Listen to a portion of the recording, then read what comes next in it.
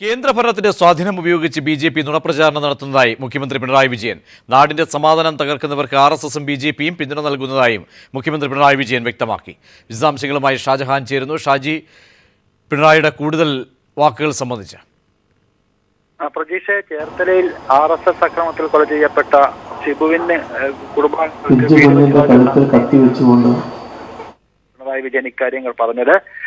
കൊല നടത്തുകയും കള്ളപ്രചരണം നടത്തുകയും നാട്ടുകാരെ തെറ്റിദ്ധരിപ്പിക്കുകയുമാണ് ഇപ്പോൾ ആർ.എസ്.എസ് നടത്തിക്കൊണ്ടിരിക്കുന്നത്. ആർ.എസ്.എസിന്റെ ദേശീയ നേതാക്കൾ അടക്കമുള്ളവരുടെ അറിവോടുകൂടിയാണ് ഇത്തരത്തിൽ കേരളം കുരുതിക്കളമാക്കുന്നതിനുള്ള ശ്രമം നടക്കുന്നതിന്. കേരളത്തിലെ ക്രമസമാധാനം നഷ്ടപ്പെടുത്തുക എന്നുള്ളതാണ് ആർ.എസ്.എസിന്റെ അജണ്ട. അതിന്റെ ഭാഗമായിട്ടുള്ള ശ്രമമാണ് ഇപ്പോൾ നടന്നു വരുന്നത്. നേരത്തെ മഹാത്മാഗാന്ധിയെ കൊലപ്പെടുത്തിയതും ആർ.എസ്.എസിന്റെ നേതാക്കൾ അറിഞ്ഞിട്ടുള്ള നേതൃത്വം അറിഞ്ഞുകൊണ്ടുള്ള ഒരു തീരുമാനമായിരുന്നു. അതിനുശേഷമായിരുന്നു ഗോഡ്സെ ഗാന്ധിയെ കൊലപ്പെടുത്തിയത്. ഇത്തരത്തിൽ ഇപ്പോൾ കേരളത്തിൽ നടന്നു വരുന്നത് ബി.ജെ.പിയുടെയും ആർ.എസ്.എസിന്റെയും നേതൃത്വം അറിഞ്ഞുകൊണ്ടുള്ള കൊലപാതകങ്ങളാണ് കേരളത്തിൽ നടന്നു വരുന്നത്. ഇത് നാട്ടുകാർ തിരിച്ചറിയണം. ഇത്തരത്തിൽ വർഗീയ ശക്തികൾ കടന്നു വരുന്നതിന് അല്ലെങ്കിൽ അവരുടെ സ്വാധീനം കേരളത്തിൽ ഉറപ്പിക്കുന്നതിനുള്ള ഒരു ശ്രമമാണ് ഇപ്പോൾ ആർ.എസ്.എസ് നടത്തിക്കൊണ്ടിരിക്കുന്നത്. അത് കേരളത്തിലെ ജനങ്ങൾ തിരിച്ചറിയണം എന്നും അദ്ദേഹം പറയുകയുണ്ടായി. ഇതോടൊപ്പം തന്നെ ഇപ്പോൾ കേരളത്തിൽ നടന്നു വന്നുകൊണ്ടിരിക്കുന്ന വികസന പ്രവർത്തനങ്ങൾ അല്ലെങ്കിൽ ഇടത് സർക്കാർ അധികാരത്തിൽ വന്നതിന് ശേഷം ഇടത് സർക്കാർ നൽകിയ വാഗ്ദാനങ്ങളെല്ലാം തന്നെ പാലിക്കുന്നതിനുള്ള ശ്രമമാണ് സർക്കാർ നടത്തിക്കൊണ്ടിരിക്കുന്നത്. എന്നാൽ ഇതിനെ അട്ടിമറിക്കുന്നതിന് വേണ്ടിയിട്ടാണ് യു.ഡി.എഫ് ഇപ്പോൾ ശ്രമം നടത്തിക്കൊണ്ടിരിക്കുന്നത്. ഇത്തരത്തിൽ നാടിന്റെ വികസനത്തിന് വേണ്ടിയുള്ള പ്രവർത്തനത്തിന് തടസ്സം നിൽക്കാനാണ് യു.ഡി.എഫും ആർ.എസ്.എസും ചേർന്ന് ശ്രമിച്ചുകൊണ്ടിരിക്കുന്നത്. ഇപ്പോൾ കേരളത്തിലുള്ള യു.ഡി.എഫ് നേതാക്കളും അല്ലെങ്കിൽ കോൺഗ്രസ് നേതാക്കളിലും ഒരു വിഭാഗം ആർ.എസ്.എസിന്റെ ആശയങ്ങളെ പിന്താങ്ങുന്നതായിട്ടാണ് അദ്ദേഹം സൂചന നൽകിയത്. നേരത്തെ കേന്ദ്രത്തിലും ഇത്തരത്തിലുള്ള ചില കോൺഗ്രസ് നേതാക്കൾ ഉണ്ടായിരുന്നു. കോൺഗ്രസ് നേതാക്കൾ പൂർണ്ണമായിട്ടും ആർ.എസ്.എസ് ആശയങ്ങളാണ് അവർ ഉൾക്കൊള്ളുന്നത്. അതുകൊണ്ട് തന്നെയാണ് നേരത്തെ കോൺഗ്രസ് ഭരിച്ചിരുന്ന പല സംസ്ഥാനങ്ങളും ഇപ്പോൾ ബി.ജെ.പി ഭരിക്കുന്നത്. കോൺഗ്രസ് നേതാക്കൾ പലരും ബി.ജെ.പിയിലേക്ക് പോകുന്നു. ഇത്തരത്തിൽ ആർ.എസ്.എസിനും ബി.ജെ.പിക്കും രൂക്ഷ വിമർശനം നടത്തിക്കൊണ്ടായിരുന്നു പിണറായി ചേർത്തലയിൽ സംസാരിച്ചത്. പ്രതീഷ്. യെസ്, ഷാജഹാനാണ് വിശദാംശം നൽകിയത്. ജമ്മു കാശ്മീരിലെ പാംപോറിലെ സൈനിക നടപടി അവസാനിച്ചു. സർക്കാർ കെട്ടിടത്തിൽ ഒളിച്ച 2 ഭീകരരെയും വധിച്ചതായി സൈന്യം അറിയിച്ചു. 58 മണിക്കൂർ നിന്ന ഏറ്റുമുട്ടലാണ് അവസാനിച്ചത്. സന്തോഷ് സർലിംഗ് ചേരുന്നു. സന്തോഷ്, സ്ഥിരീകരിച്ചുവോ എല്ലാ ഭീകരരെയും തുരത്താൻ കഴിഞ്ഞുവെന്ന്? പ്രജീഷ, ശ്രീനഗറിന് 20 കിലോമീറ്റർ സമീപത്ത് പാമ്പോറിലെ സർക്കാർ കെട്ടിടത്തിൽ തിങ്കളാഴ്ചയാണ് ഭീകരരെ ഒളിച്ചത്. ഇവരെ കൊലപ്പെടുത്താൻ കഴിഞ്ഞുവെന്ന് സൈന്യം അറിയിച്ചു. ഈ ഏറ്റുമുട്ടൽ അവസാനിപ്പിച്ചതായും സൈന്യത്തിന്റെ വക്താവ് വ്യക്തമാക്കി. കെട്ടിടത്തിൽ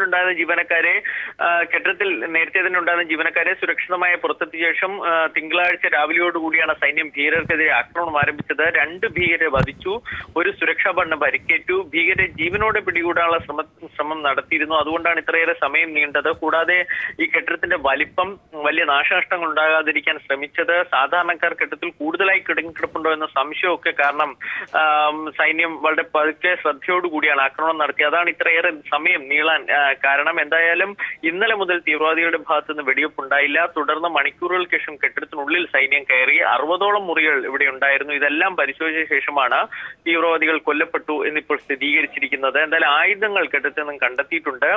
ഈ തീവ്രവാദികൾ ഒളിച്ചിരുന്ന സർക്കാർ കെട്ടിടമാകട്ടെ ഏതാണ്ട് പൂർണ്ണമായും തകർന്ന നിലയിലാണ്. ഉറി ആക്രമണത്തിന് ശേഷം തീവ്രവാദികളുടെ ഭാഗത്തു നിന്ന് ഇത്രയേറെ സമയം നീണ്ട ഒരു ആക്രമണം ഉണ്ടായിട്ടില്ല. സന്തോഷാണ് വിവരങ്ങൾ നൽകിയത്. കണ്ണൂർ പിണറായിയിൽ ബി.ജെ.പി. പ്രവർത്തകൻ വെട്ടേറ്റ് മരിച്ചു. പുത്തൻകണ്ടം കൊട്ടേഷൻ സംഘത്തിന്റെ ഡ്രൈവറായ രമിത്താണ് കൊല്ലപ്പെട്ടത്. പിണറായി ടൗണിലെ പെട്രോൾ പമ്പിന് സമീപത്തെ രാവിലെയാണ് സംഭവം. തലയ്ക്കും കഴുത്തിനും വെട്ടേറ്റ രമിത്തിനെ തലശ്ശേരി സഹകരണ ആശുപത്രിയിൽ പ്രവേശിപ്പിച്ചെങ്കിലും മരിക്കുകയായിരുന്നു. 2002-ൽ രമിത്തിന്റെ പിതാവ് ഉത്തമനും വെട്ടേറ്റാണ് മരിച്ചത്. അതേസമയം സംഘർഷാവസ്ഥ കണക്കിലെടുത്ത് കൂത്തുപറമ്പിൽ 3 ദിവസത്തെ നിരോധനാജ്ഞ തുടരുകയാണ്. ചാവശ്ശേരി സ്വദേശിയാണ് രമിത്ത്. സംസ്ഥാന വ്യാപകമായി നാളെ ഹർത്താൽ ആചരിക്കാൻ ബി.ജെ.പി. ആഹ്വാനം. കണ്ണൂർ പിണറായിയിൽ ബി.ജെ.പി. പ്രവർത്തകൻ കൊല്ലപ്പെട്ടതിൽ പ്രതിഷേധിച്ചാണ് ഹർത്താൽ. രാവിലെ 6 മുതൽ വൈകിട്ട് 6 വരെ ഹർത്താൽ ആചരിക്കാൻ ബി.ജെ.പി. സംസ്ഥാന അധ്യക്ഷൻ കുമ്മനം രാജശേഖരനാണ് ആഹ്വാനം ചെയ്തത്. ആശുപത്രി, മെഡിക്കൽ സ്റ്റോർ, പാൽ, പത്രം എന്നിവയെ ഹർത്താലിൽ നിന്നും ഒഴിവാക്കി.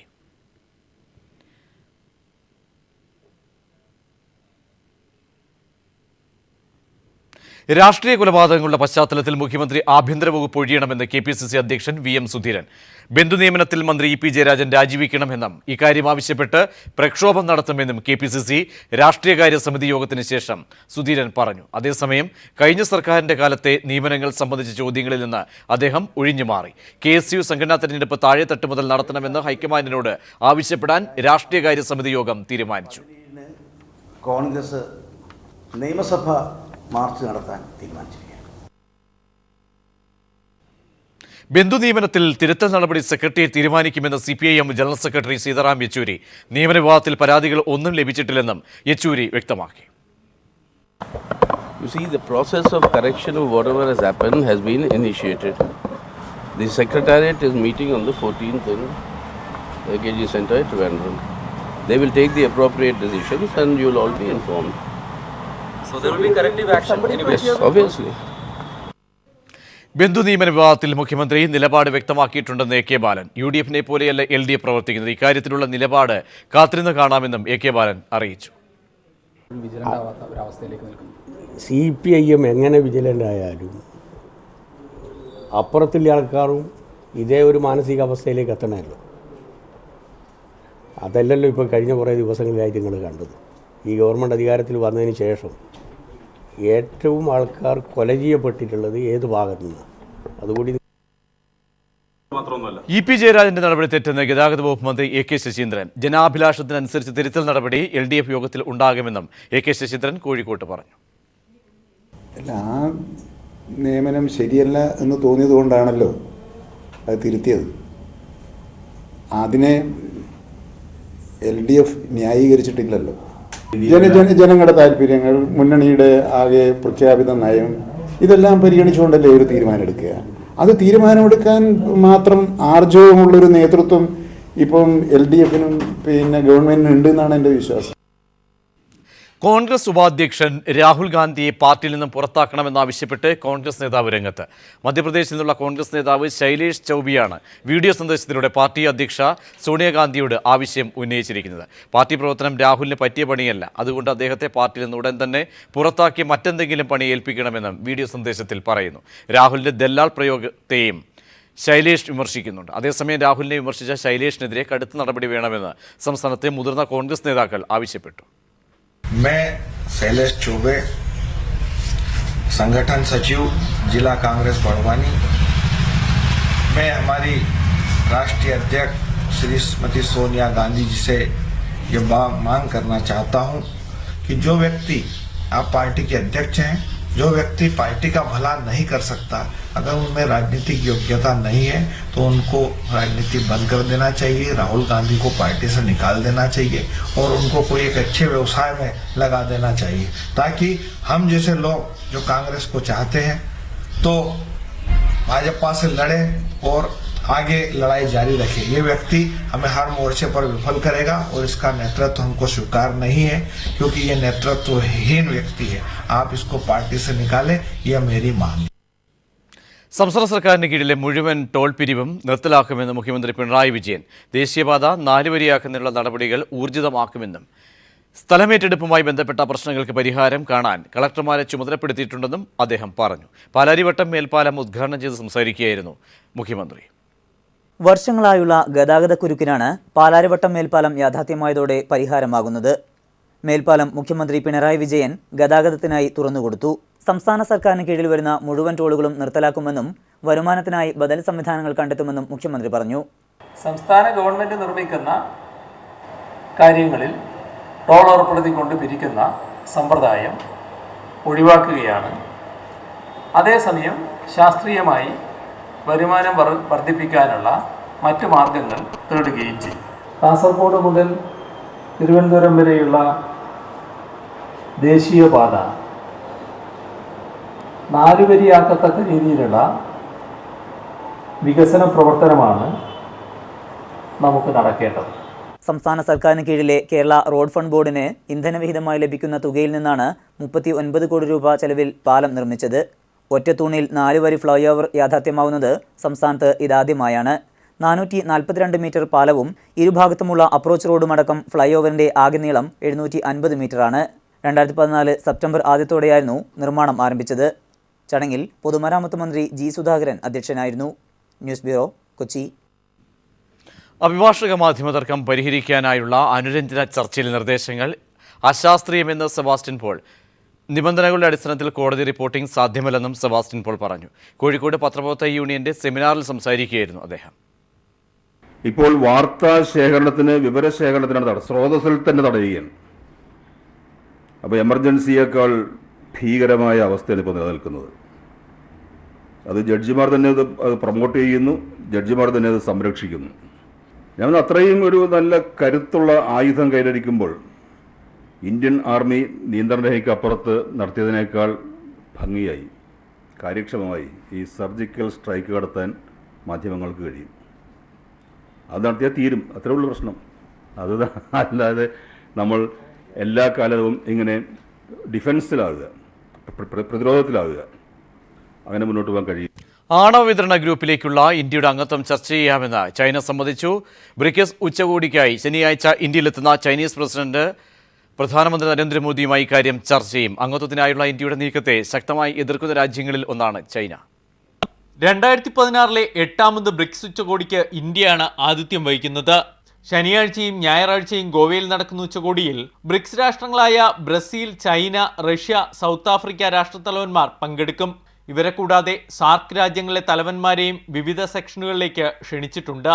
2 ദിവസത്തെ യോഗങ്ങൾക്കിടയിലാണ് ഇന്ത്യയുടെ എക്കാലത്തെയും ആവശ്യമായ ആണവ വിതരണ ഗ്രൂപ്പിലേക്കുള്ള അംഗത്വം ചർച്ച ചെയ്യാമെന്ന് ചൈന അറിയിച്ചിരിക്കുന്നത്. ചൈനീസ് പ്രസിഡന്റ് സി ജിൻപിങ് പ്രധാനമന്ത്രി നരേന്ദ്രമോദിയുമായി കൂടിക്കാഴ്ച നടത്തും. അംഗത്വം നേടാനുള്ള ഇന്ത്യയുടെ ശ്രമങ്ങളെ ശക്തമായി എതിർക്കുന്ന രാജ്യമാണ് ചൈന. അതുകൊണ്ട് തന്നെ ചർച്ച പ്രതീക്ഷയോടെ വിദേശകാര്യ മന്ത്രാലയം കാണുന്നു. കാശ്മീർ വിഷയത്തിൽ പാകിസ്ഥാനെ പിന്തുണയ്ക്കുന്ന ചൈനയുടെ നിലപാടും തിരുത്തണമെന്നാണ് ഇന്ത്യയുടെ ആവശ്യം. തീവ്രവാദം ബ്രിക്സിൽ പ്രധാന ചർച്ചയാകും. അതേസമയം ഇന്ത്യ പാക് തർക്കത്തിന്റെ പശ്ചാത്തലത്തിൽ ഗോവയിൽ സുരക്ഷ ശക്തമാക്കിയിട്ടുണ്ട്. സൈന്യത്തിന്റെ നേരിട്ടുള്ള മേൽനോട്ടത്തിലായിരിക്കും ഉച്ചകോടി നടക്കുന്ന വേദികളെല്ലാം. തീവ്രവാദാശയങ്ങൾ പ്രചരിപ്പിക്കുന്ന പീസ് ഇന്റർനാഷണൽ സ്കൂൾ സർക്കാർ അടച്ചുപൂട്ടണമെന്ന് BJP. സ്കൂളിൽ മതവിദ്വേഷം വളർത്തുന്ന പഠനരീതിയാണ് നടക്കുന്നതെന്ന് വ്യക്തമായ സാഹചര്യത്തിൽ സർക്കാർ നടപടിയെടുക്കണം. സ്കൂൾ ഡയറക്ടർമാരെ അറസ്റ്റ് ചെയ്യണമെന്നും BJP സംസ്ഥാന വക്താവ് MS കുമാർ തിരുവനന്തപുരത്ത് ആവശ്യപ്പെട്ടു. അങ്ങേയറ്റം മതവിദ്വേഷം വരുത്തുന്ന, നഗ്നമായ വർഗീയ ചിന്ത അടിച്ചേൽപ്പിക്കുന്ന സിലബസാണ് ആ സ്കൂളുകളിൽ പഠിപ്പിക്കുന്നത്. ഈ വിവരങ്ങളൊക്കെ അറിഞ്ഞിട്ടും ആ സ്കൂളുകളെ എങ്ങനെ പ്രവർത്തിക്കാൻ അനുവദിക്കുന്നു എന്നതാണ് നമ്മൾ അത്ഭുതപ്പെടുത്തുന്നത്. ഇതിൻ്റെ ഡയറക്ടർമാരെല്ലാം വളരെ അറിയപ്പെടുന്ന ബിസിനസ്സുകാരും സെലിബ്രിറ്റികളും ഒക്കെയാണ്.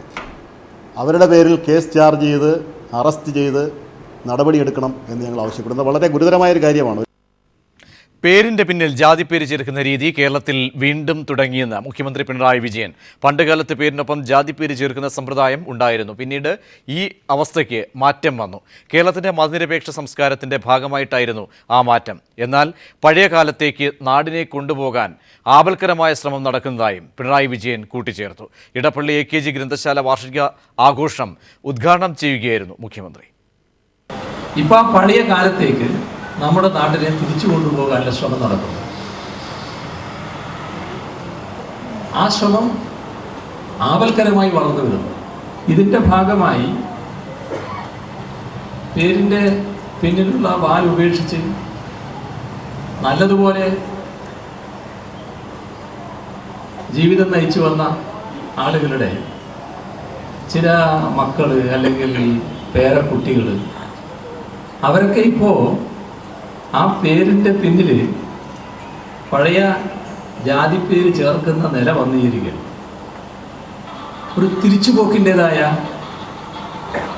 പ്രവണത കാണിച്ചു കഴിഞ്ഞാൽ ഇതിൻ്റെയൊക്കെ ഭാഗമായി. കൊച്ചി ഇളമക്കര സാമൂഹ്യക്ഷേമ സഹകരണ സംഘം കറുകപ്പള്ളിയിൽ സജ്ജമാക്കിയ സാമൂഹ്യ ഡയാലിസിസ് സെന്റർ മുഖ്യമന്ത്രി പിണറായി വിജയൻ ഉദ്ഘാടനം ചെയ്തു. വിദഗ്ധ നെഫ്രോളജിസ്റ്റിന്റെയും ടെക്നീഷ്യന്മാരുടെയും നേതൃത്വത്തിൽ ദിവസം 6 ഡയാലിസിസ് ചെയ്യുന്നതിനുള്ള സൗകര്യമാണ് ഏർപ്പെടുത്തിയിരിക്കുന്നത്. എറണാകുളം ജില്ലയിലെ സഹകരണ മേഖലയിലെ ആദ്യ സംരംഭമായി ഇവിടെ കുറഞ്ഞ നിരക്കിൽ ഡയാലിസിസ് സൗകര്യം ലഭ്യമാണെന്ന് സഹകരണ സംഘം ഭാരവാഹികൾ അറിയിച്ചു. ബോബി ചെമ്മണ്ണൂരും ബോബി ഫാൻസ് ക്ലബ്ബും ചേർന്ന് അപകടകാരികളായ തെരുവുനായ്ക്കളെ പിടിച്ച് സംരക്ഷിക്കുന്ന പദ്ധതിക്ക് രൂപം നൽകുന്നു. തെരുവുനായ്ക്കളെ പിടിച്ച് ബോബി ചെമ്മണ്ണൂരിൻ്റെ കൽപ്പറ്റയിലെ ഡോഗ് റിസോർട്ടിലെത്തിച്ച് സംരക്ഷിക്കുന്നതാണ് പദ്ധതി. 10,000 നായ്ക്കളെ എങ്കിലും ഇത്തരത്തിൽ സംരക്ഷിക്കാനാണ് പദ്ധതിയെന്ന് ബോബി ചെമ്മണ്ണൂർ അറിയിച്ചു. സംസ്ഥാനത്ത് മഴയുടെ അളവ് വൻതോതിൽ കുറഞ്ഞത് കഴിഞ്ഞ വേനൽക്കാലത്തേക്കാൾ കേരളത്തിൽ കൊടും വരൾച്ചയ്ക്ക് ഇടയാക്കുമെന്ന് ആശങ്ക. പ്രശ്നപരിഹാരം ഹ്രസ്വകാല പദ്ധതിയിൽ ഒതുക്കാതെ ദീർഘവീക്ഷണത്തോടെയുള്ള പഠനപരിഹാരം വേണമെന്ന് ഗവേഷകർ ആവശ്യപ്പെടുന്നു. അതേസമയം തിരുവനന്തപുരം നഗര കുടിവെള്ള വിതരണത്തിൽ 43% ജലചോർച്ച സംഭവിച്ചത്. ഒരു ഭാഗത്ത് മഴ കുറയുന്നു, മറുഭാഗത്ത് പല കാരണങ്ങളാൽ ഭൂഗർഭ ജലനിരപ്പ് ക്രമാതീതമായി താഴുന്നു. ഈ സാഹചര്യത്തിലാണ് സർക്കാർ കൊടും വരൾച്ച മുന്നിൽ കണ്ട് യോഗം ചേരുന്നത്. മഴ കുറഞ്ഞതിനെ തുടർന്നുള്ള പ്രത്യാഘാതം പഠിക്കാൻ കഴിഞ്ഞ ആഗസ്റ്റിൽ തന്നെ അവലോകന യോഗം നടത്തേണ്ടതായിരുന്നു.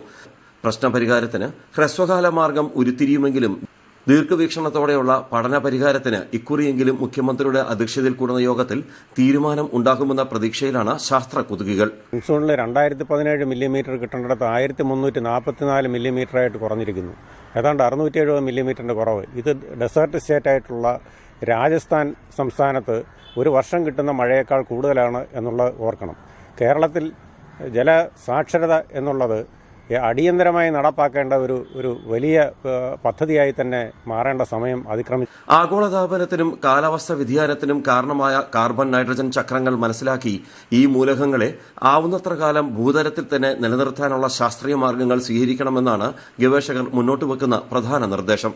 കൃഷിയിലേക്കുള്ള മടക്കം, ഭൂവിനിയോഗക്രമം രൂപപ്പെടുത്തൽ, നീർത്തട വന സംരക്ഷണം, കാർബൺ ഡയോക്സൈഡിന്റെ വർധനയ്ക്കിടയാക്കുന്ന മാലിന്യ സംസ്കരണ രീതികൾ തുടങ്ങിയവ പഠന ഗവേഷണത്തിന് വിധേയമാക്കണമെന്നാണ് മറ്റൊരാവശ്യം. ആഗോളതാപനത്തിൽ സംഭവിക്കുന്ന മാറ്റങ്ങളും അവ സമ്മാനിക്കുന്ന വരൾച്ച ഉൾപ്പെടെയുള്ള പരിസ്ഥിതി ആഘാതവും പാഠ്യപദ്ധതിയിൽ ഉൾപ്പെടുത്തി വരും തലമുറയെ കൂടി ബോധവൽക്കരിക്കുന്നതിനുള്ള തീരുമാനം സർക്കാർ പരിഗണിക്കുമെന്നാണ് ഗവേഷകരുടെ പ്രതീക്ഷ. രാജ്കുമാർ, ന്യൂസ് ബ്യൂറോ, കൊല്ലം. കാലാവസ്ഥാ വ്യതിയാനത്തിന്റെ അനന്തരഫലങ്ങൾ ഏറ്റുവാങ്ങി ശീതകാല പച്ചക്കറി മേഖലയിലെ ആദിവാസികൾ ഏക്കർ കണക്കിന് ഭൂമിയിൽ കൊള്ളപ്പലിശയ്ക്ക് പണം കടമെടുത്ത് ആരംഭിച്ച പച്ചക്കറി കൃഷി തുടക്കത്തിൽ തന്നെ കരിഞ്ഞുണങ്ങി. കൊടും വേനലും ജലക്ഷാമവും മനുഷ്യർ വരുത്തിവെച്ച വിനയുമെന്ന് കാടിന്റെ മക്കൾ പറയുന്നു. മറയൂർ മലനിരയിൽപ്പെട്ട ചെമ്പട്ടി ആദിവാസി കോളനിയിലെ കാർഷിക വിളകളാണ് കരിഞ്ഞുണങ്ങിയത്. മുതവൻ വിഭാഗത്തിൽപ്പെട്ട 37 കുടുംബങ്ങൾ താമസിക്കുന്ന ആദിവാസി കുടിയാണ് ചെമ്പട്ടി ആദിവാസി കോളനി. കുടിക്കാർ അവർക്ക് കൈവശം ലഭിച്ച 15 ഏക്കറോളം വരുന്ന കൃഷിയിടത്തിൽ ഏലം, കാപ്പി, കുരുമുളക്, ഇഞ്ചി, മഞ്ഞൾ, പുൽത്തൈലം എന്നിവയാണ് പ്രധാനമായും കൃഷി ചെയ്തു വന്നിരുന്നത്. ഇവയാണ് മഴയില്ലാതെ കടുത്ത വരൾച്ചയിൽ കരിഞ്ഞുണങ്ങി നിൽക്കുന്നത്. കൃഷിയാണ് ഇവരുടെ ഏക വരുമാനമെന്നതും ഇവരുടെ ദുരിതം കൂടുതലാക്കി. കൃഷി ഉണങ്ങി കരിഞ്ഞതിനാൽ ഇനി എന്ത് ചെയ്യണമെന്നറിയാതെ പകച്ചു നിൽക്കുകയാണ് ഈ സമൂഹം. വനം വകുപ്പിൽ നിന്നും വനം പതിച്ചു നൽകിയതിന്റെ കൈവശ സർട്ടിഫിക്കറ്റ് മാത്രമാണ് ഇവരുടെ കയ്യിലുള്ളത്. ചിലർക്കാണെങ്കിൽ അതുമില്ല. അതുകൊണ്ട് തന്നെ ഇവർക്ക് ബാങ്കുകളിൽ നിന്നോ മറ്റ് ധനകാര്യ സ്ഥാപനങ്ങളിൽ നിന്നോ യാതൊരു തരത്തിലുള്ള സാമ്പത്തിക സഹായവും ലഭിക്കില്ല. ഈ വർഷത്തിൽ ഇത്രയും ഉണങ്ങിപ്പോയത് കാരണത്താൽ ഞങ്ങൾക്ക് ഈ ബാങ്കിൽ ലോൺ എടുക്കാനോ മറ്റൊന്നിനും ഇത് സാധ്യതയല്ല. എന്ന് വെച്ചാൽ ഞങ്ങൾക്ക് കിട്ടാനും സാധ്യതയില്ല. അതുകൊണ്ട് ഈ ഗവൺമെന്റ് മൂലമായിട്ട് എന്തെങ്കിലും ഒരു സാധ്യത കിട്ടുവാണെങ്കിൽ അതൊരു പരിഹാരമാണെങ്കിൽ ഞങ്ങൾക്കൊരു വളരെ ഉപകാരമായിരിക്കും. ഒട്ടുമിക്ക കർഷകരും കൊള്ളപ്പലിശയ്ക്ക് പണം വാങ്ങിയാണ് കൃഷി ആരംഭിച്ചത്. വിളവെടുക്കുമ്പോൾ പലിശ സഹിതം തിരികെ നൽകാമെന്ന വ്യവസ്ഥയിലാണ് വായ്പ വാങ്ങിയതും. വിളകൾ കരിഞ്ഞുണങ്ങിയ സാഹചര്യത്തിൽ വായ്പ വാങ്ങിയ തുക എങ്ങനെ തിരിച്ചടയ്ക്കണമെന്നറിയാതെ ഭയപ്പാടിലായിരിക്കുകയാണ് ഇവിടുത്തെ ആദിവാസികൾ. കാലാവസ്ഥാ വ്യതിയാനവും അതുമൂലമുണ്ടാകുന്ന പരിസ്ഥിതി അസന്തുലിതാവസ്ഥയും കാർഷിക മേഖലയെ വളരെയധികം ബാധിക്കുന്നു എന്നതിന്റെ സൂചനയാണ് ഈ ആദിവാസി കുടികളിൽ നിന്നും ഇപ്പോൾ കേൾക്കുന്നത്. തുലാവർഷത്തെ മഴ ലഭിച്ചാൽ കുറച്ചെങ്കിലും പിടിച്ചു നിൽക്കാമെന്ന ആശ്വാസവും ചില ആദിവാസി കർഷകർക്കുണ്ട്. News bureau, Idukki. രോഗനിർണയം വൈകുന്നതിനാൽ വാതരോഗത്തിന്റെ ചികിത്സ വൈകുകയാണെന്ന് കോഴിക്കോട് മിംസ് ആശുപത്രിയിൽ ഡോക്ടർ അനൂപ് പറഞ്ഞു. വാതരോഗത്തെക്കുറിച്ചുള്ള ബോധവൽക്കരണം അനിവാര്യമാണെന്നും ഡോക്ടർ അനൂപ് പറയുന്നു. അതിൻ്റെ അവയർനെസ് പലപ്പോഴും കുറവാണ്. അതുകൊണ്ട് തന്നെ നമുക്ക് ട്രീറ്റ്മെൻറ്റ് പലപ്പോഴും അല്ലെങ്കിൽ ഡയഗ്നോസിസ്, രോഗനിർണയം വൈകുന്നു. അതുകൊണ്ട് തന്നെ പേഷ്യൻസിന് ട്രീറ്റ്മെൻറ്റ് കിട്ടാനും വൈകുന്നുണ്ട്. അപ്പം ഇങ്ങനെ രണ്ടവസ്ഥകൾ നമുക്കത് കുറയ്ക്കണം. അതിന് വേണ്ടിയിട്ട് നമ്മൾ സമൂഹത്തിൽ അതിൻ്റെ അവയർനെസ്, ബോധവൽക്കരണം ആൾക്കാരിൽ എത്തിക്കാനാണ് ഇങ്ങനെ ഒരു ദിനം പൊതുവെ വളരെ പ്രാധാന്യമായിട്ടും ആചരിക്കുന്നത്.